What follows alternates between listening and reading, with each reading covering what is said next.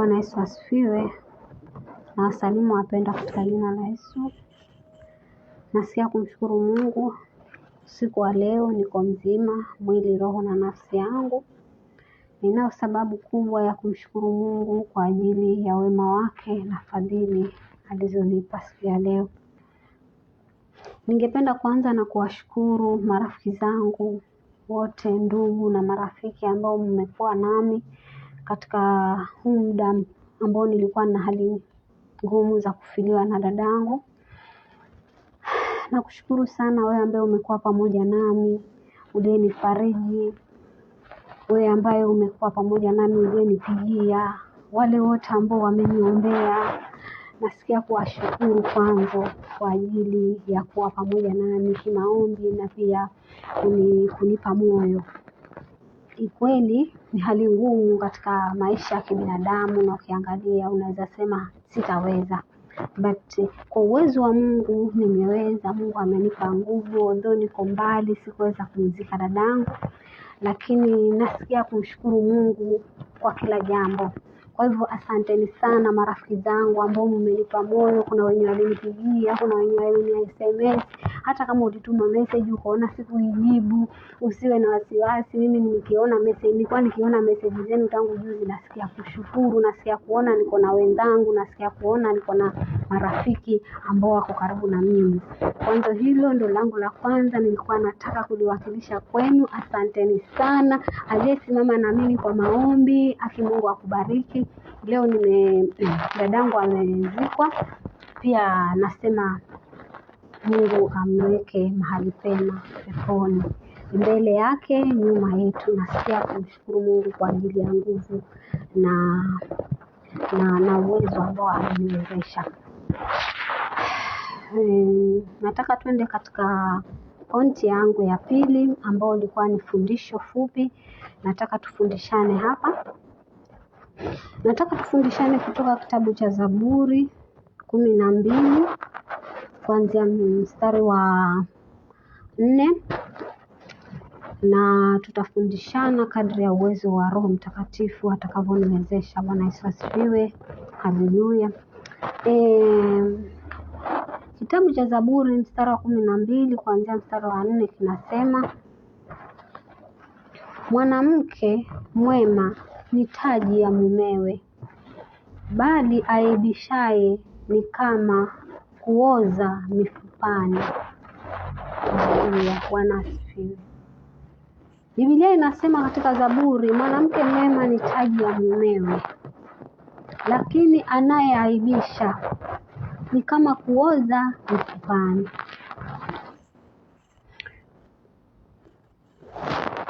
Bwana asifiwe. Inafaa tuwe makini sisi wanawake ambao tumeoleka. Sababu unapokuwa na kumwaibisha bwanako, basi ni kama kuoza mifupani. Na wewe naona unaelewa hali ya kuoza. Mahali palipooza ni mahali ambapo hapavumiliki. Mahali palipooza ni mahali ambapo hata ukisema unapakaa kwa sababu ni pengine ni mguu wako ndio umeoza, basi utakuwa unausikia una harufu, lakini roho yako bado inajua kwamba hapa kuna harufu na bado ni kero kwako, although ni kiungo cha mwili wako. Bwana asifiwe.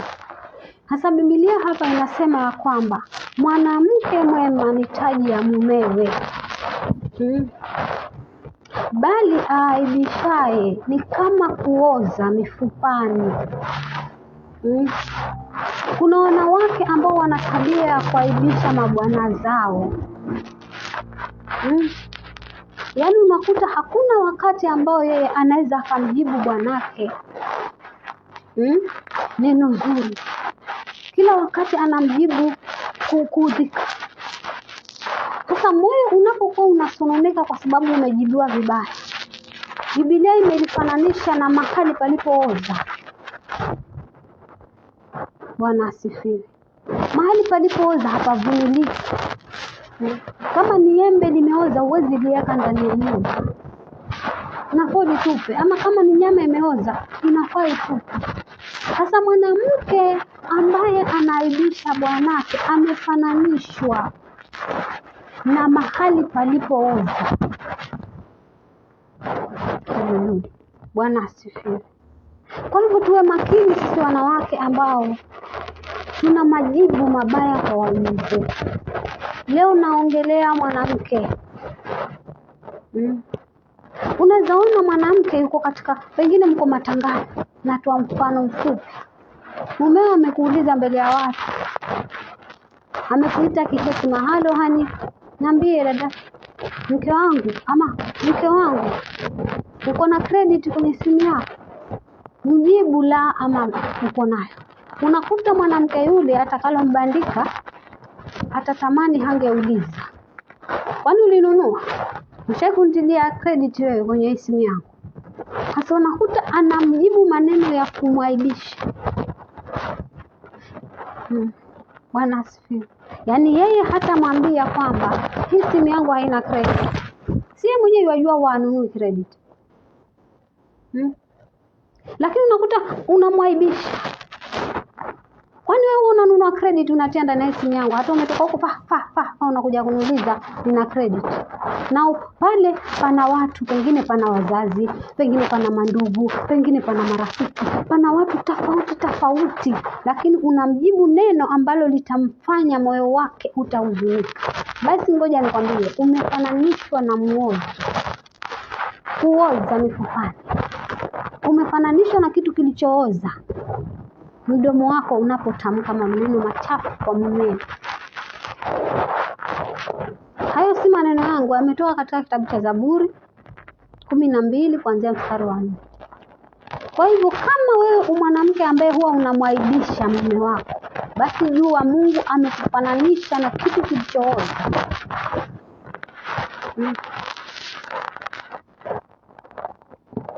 Bwana asifiwe. Jirekebishe mama. Kuwa mtu mwenye kuongea kwa maneno ya kukaribisha, maneno ya kutuliza mtu. Sio wewe unamwaibisha. Unajua kabisa mume wako ana weakness ka uchafu. Pengine ni mtu ambaye huwa saa nyingine anasahau kuoga. Unajua vile mtu usahau. Na pengine tabia zake, umempata na tabia za kuoga. Lakini wewe badala ya kuvuta kando, mwambie wewe bage fulani, basi wewe unatoka jasho, unatoka kazini, lakini naona kidogo njoo, ama njoo kutilia maji ujimwagia, alafu ndio utoke huko mbele ya majirani. Unamwaibisha pale mlangoni. Unamwambia kwamba wewe hujaoga, nenda kajimwagia maji, katie maji uoge. Kwa nini wewe hujaoga mpaka saa hizi? Mumeo, ni mumeo. Si vizuri. Unafaa uwe mwenye kumhifadhi mume wako. Jambo la pili, kuna wanawake ambao wana tabia kutoa siri za nyumbani mwao. Wengine hata wanatoa siri za kitandani. Nakuta una rafiki yako mpendwa ambaye mnapendana. Wakula na kuondoa.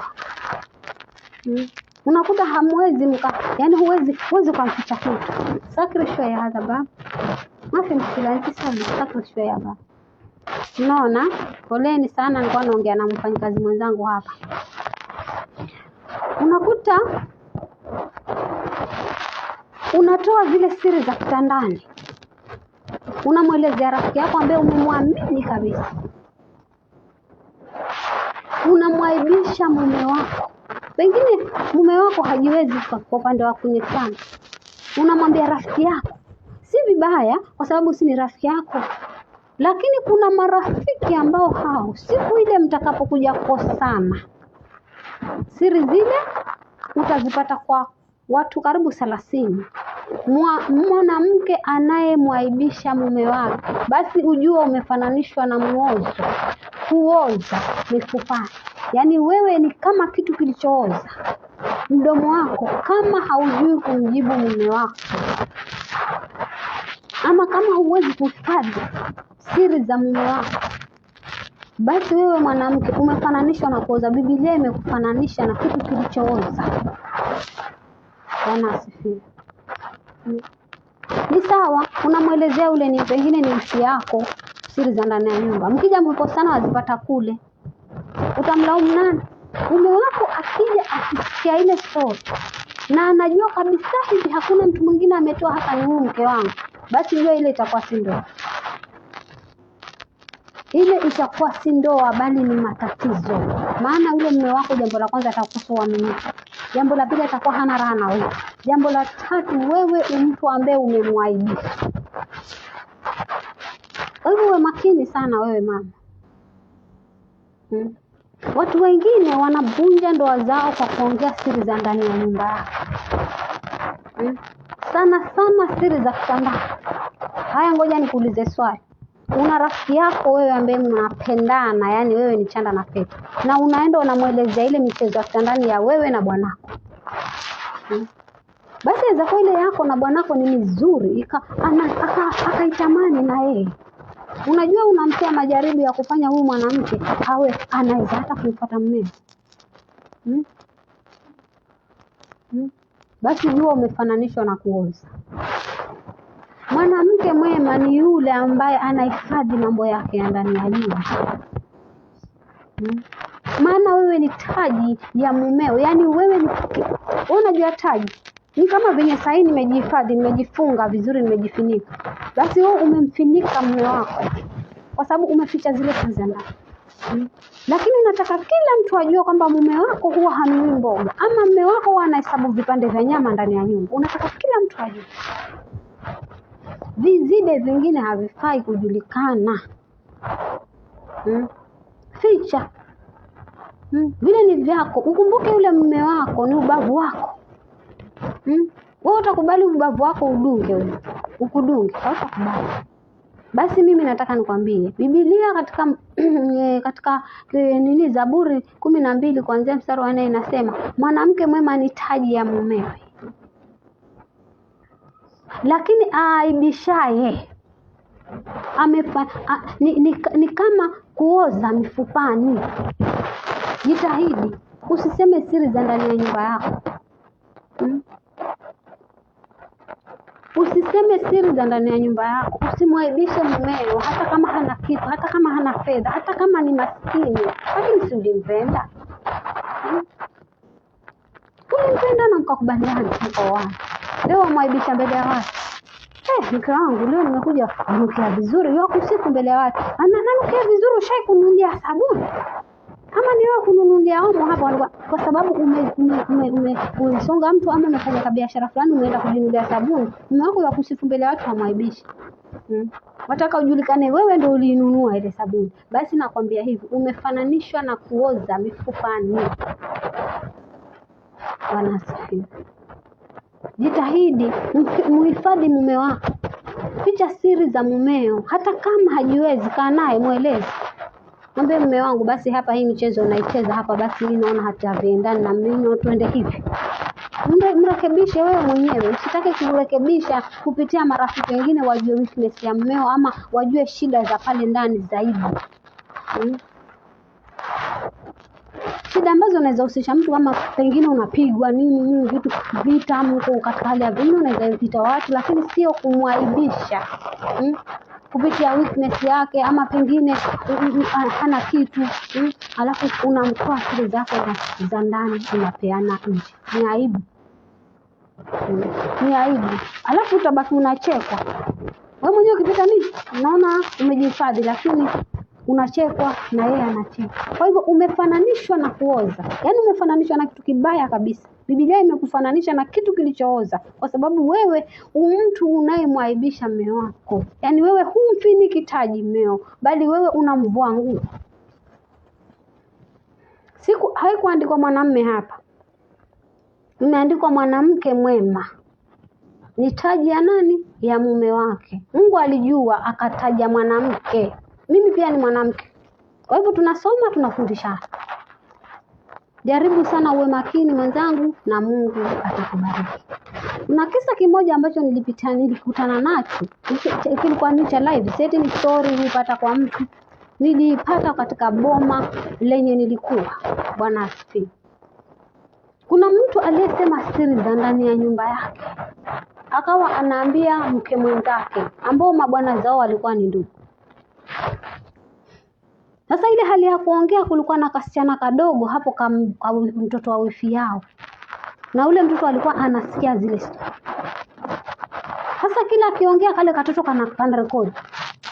Na ilikuwa ni true story, maana alikuwa anaongea siri zake za ndani ambazo ni ukweli, si kwamba eti anadanganyana, lakini ilikuwa ni siri za ndani sana kiasi cha kwamba alikuwa hastahili yeye kuzitamka kwa mwanamke ama kwa binadamu yoyote, maana ni zake za ndani. Na hakuna mtu mwingine angeliweza kuzitoa isipokuwa ni yeye, maana ni baina yake yeye na Bwana. Bwana asifiwe. Akazisema kwa yule mwanamke. Siku moja akaja akakosana na kale katoto. Alipokosana na kale katoto kakakasirika, maana alikosana nako akakachapa. Kakakasirika kale katoto kakaanza kusema. Kakaambiwa mbona, kakamwambia yule anti yake, kwanza wewe huna adabu.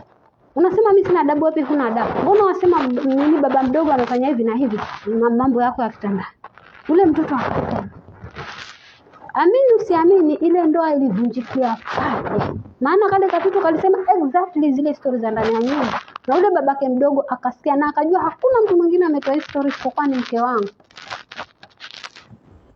Hicho ni kisa ambacho kilimpata mtu ambaye nilikuwa ni wangu wa karibu sana, na niliona hiyo story na iliniumiza roho, kwa sababu kama hangelitamka mambo yake ya ndani kila siku, ule mtoto alikuwa anayasikia, ule mtoto hangeweza kuyatamka.